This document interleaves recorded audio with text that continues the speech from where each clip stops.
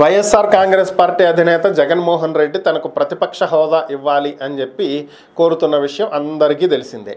ఆయన దీనికి సంబంధించే కొన్ని రకాల ఉదాహరణలను చూపిస్తూ ఏపీ స్పీకర్కి లేఖ కూడా రాశారు.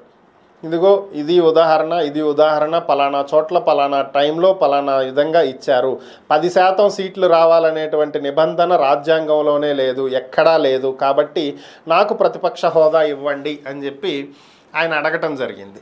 సో స్పీకర్ స్పందించకపోవటం, ఇక శాసనసభ వ్యవహారాల చూసుకునేటువంటి మంత్రి పయ్యావుల కేశవ్ ఆయన మాట్లాడుతూ జగన్కు ప్రతిపక్ష హోదా ఇవ్వము అని చెప్పి ఆయన తేల్చి చెప్పేయటం. దీంతో జగన్మోహన్ రెడ్డి ఏపీ హైకోర్టులో పిటిషన్ వేశారు.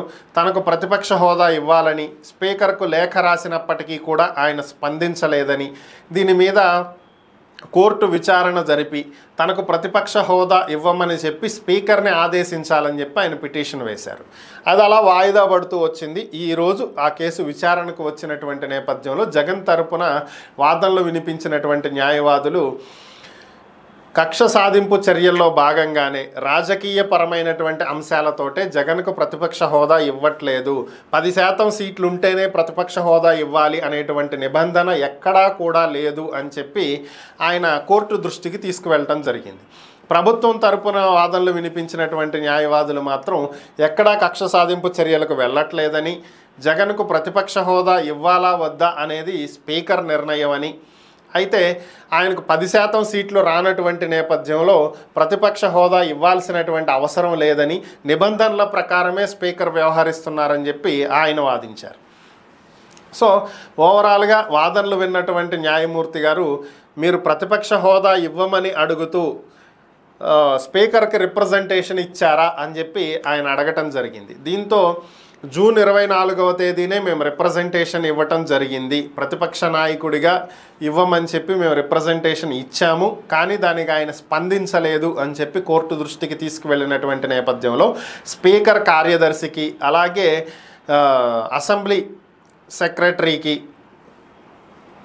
కోర్టు నోటీసులు ఇవ్వటం జరిగింది. సో దీని మీద మీ వివరణ ఏంటి, వెంటనే కోర్టులో కౌంటర్ దాఖలు చేయండి అని చెప్పి ఆయన న్యాయమూర్తి గారు నోటీసులు జారీ చేయాల్సిందిగా ఆదేశాలు ఇచ్చారు. సో వారికి నోటీసులు ఇచ్చారు కాబట్టి వారు కౌంటర్ వేయాలి, కాబట్టి దీనికి కౌంటర్ దాఖలు చేయడానికి టైం కూడా ఇస్తూ 3 వారాల టైం కేటాయిస్తున్నానని కూడా ఆయన చెప్పడం జరిగింది. సో 3 వారాలకి ఈ కేసు వాయిదా పడింది.